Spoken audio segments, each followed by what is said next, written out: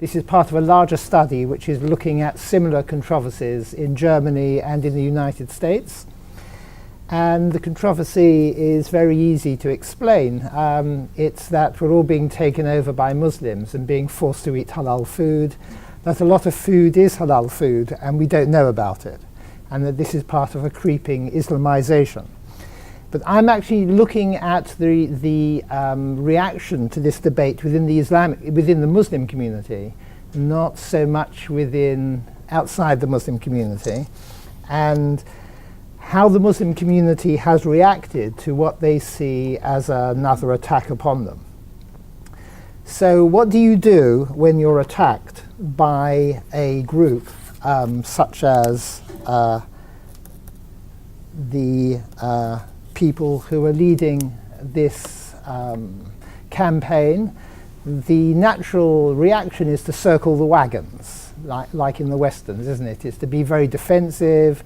It's to say that the motivation for these attacks is entirely Islamophobic.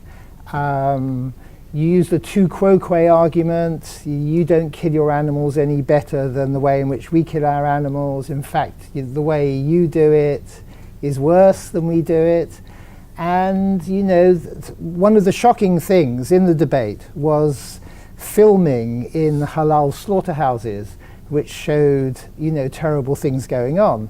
But of course, it was very easy for Muslim groups to present other shocking displays of cruelty and from slaughterhouses which weren't halal.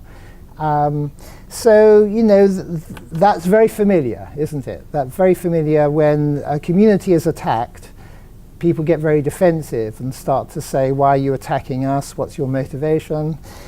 What's interesting, or at least what I've been interested in, is that there have been some people in the Islamic community, and particularly in the United Kingdom, that's all I'm going to talk about today, we don't have much time, who've actually taken the debate a bit further and who've said, well, we're being attacked for animal cruelty.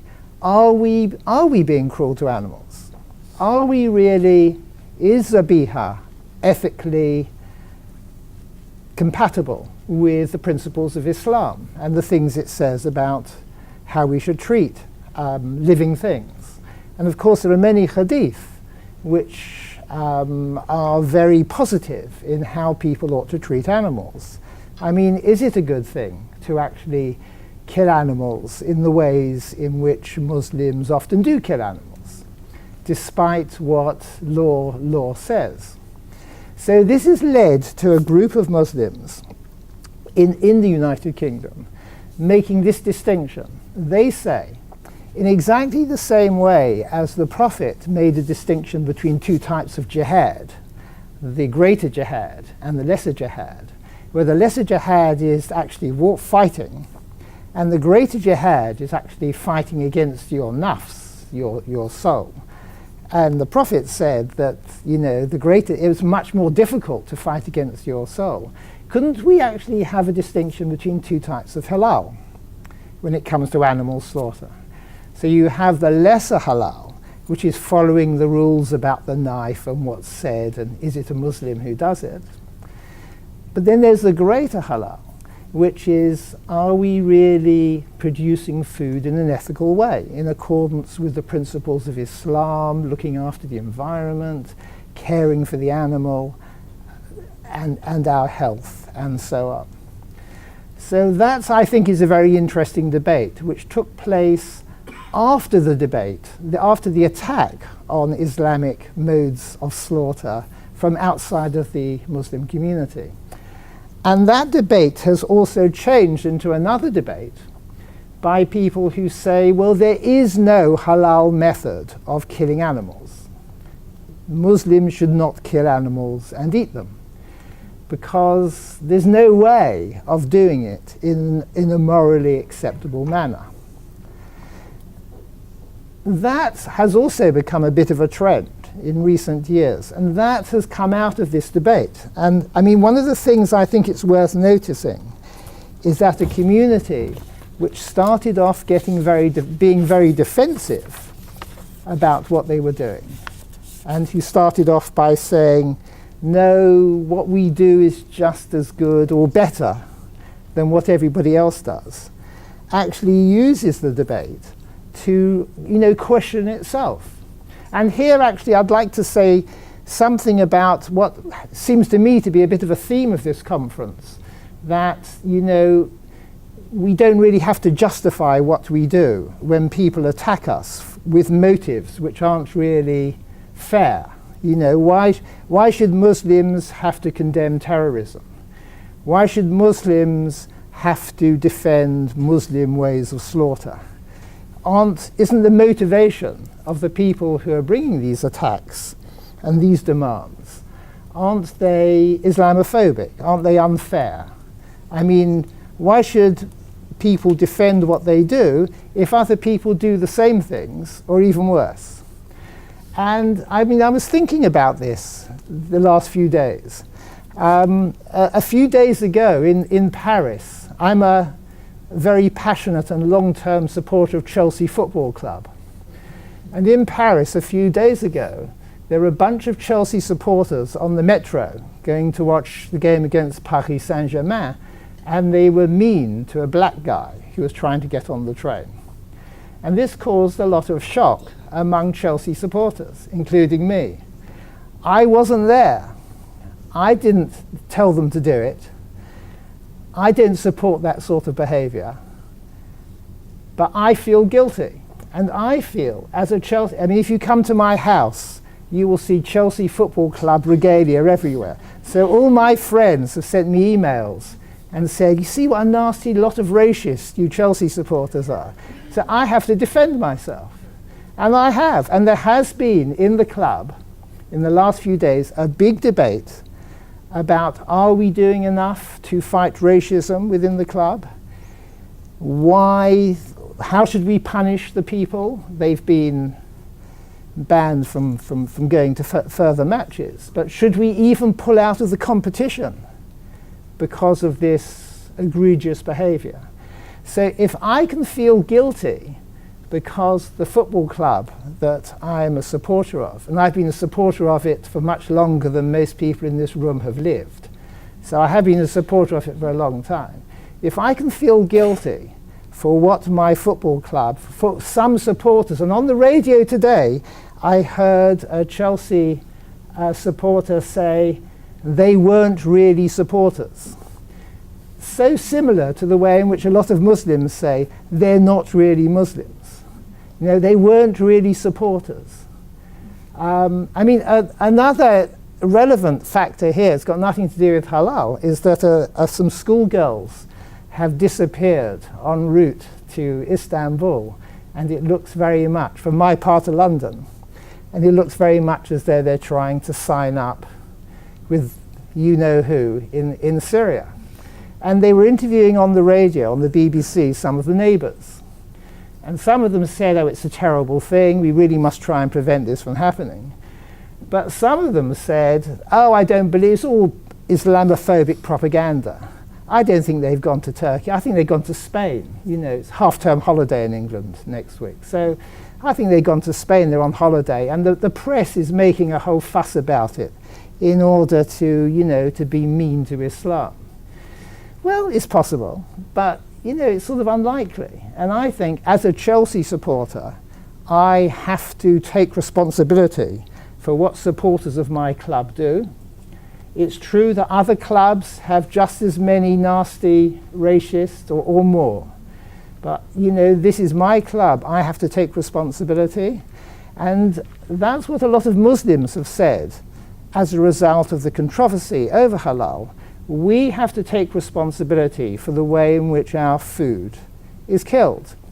And an interview I had with a young man, he said, how can you mention who has now abandoned meat? He says, how can you mention the word of God and the word of mercy as you kill an innocent animal? The animal, and he said, when cows start to attack me, maybe I'll kill them and defend myself and then perhaps eat them. But until that happens, how can we... And I think what's interesting about this development is that it shows a community has become mature when it can be attacked, and it can see the attack not necessarily as a life and death struggle to preserve itself, but actually as an attack which makes points which have to be responded to in a calm and measured way.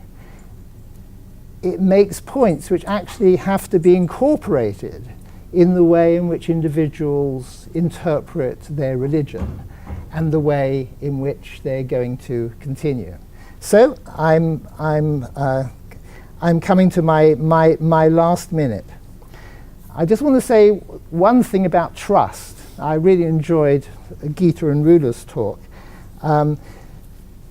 In my research, I mean, the two interesting things came out, and I'm going to do this in a minute. One is that I wouldn't trust halal certification in the United Kingdom in any way whatsoever. It's not an issue for me because I don't eat meat and I'm not a Muslim, but I wouldn't. It's chaos, it seems to me. And the second thing is that for many Muslims in the United Kingdom, it is not an issue. They have no interest in eating halal food. They don't even know what halal food is.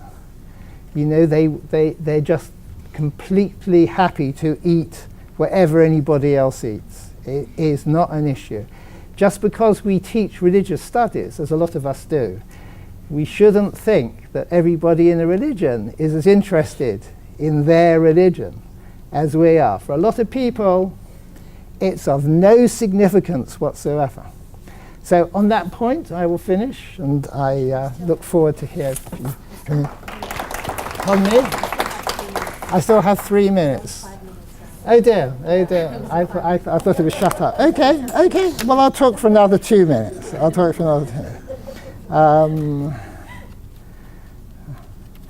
Okay, I want to say just one more thing about it, since I got, and what's interesting, somebody pointed out to me, one of the young people I was chatting to about this. I didn't just talk to young people. This is very much an age thing, obviously. It's a younger generation who are taking this rather more radical line on the nature of halal. But a young person, a woman, pointed out to me that what's interesting about that attack on Islam through attack on how you kill animals is that it's one of the few attacks which actually focus on Islam and not on a particular ethnic, local, cultural practice. So, for example, it's not FGM, it's not restrictions on women driving cars, it's not the ways in which women are treated in certain countries. You know, it's throughout the world, the rules about halal food are pretty standard. So it really is a principle of Islam that is being attacked here, and its consequences. And that's unusual.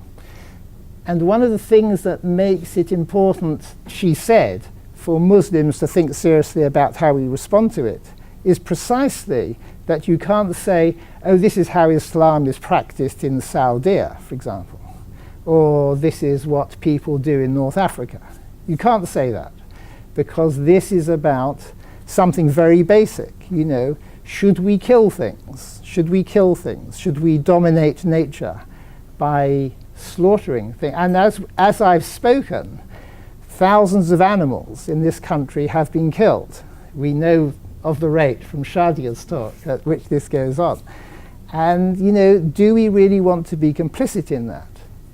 That's what a lot of people are thinking. I believe that this is a very small minority in the United Kingdom, but I think it's growing very quickly. But what I'm interested in about it is the debate which goes on within the community. And it seems to me that when a community can take an attack on it, which I'm sure was motivated by impure and improper motives, but it can take an attack and it can use it to develop what I think is an interesting and powerful set of questioning. That says a lot about the stability and the maturity of the community. And that has been something that's really impressed me in the way in which the debate over halal has been dealt with. And I think I've now probably used up my 3 minutes, and so I will finish. And thank you very much.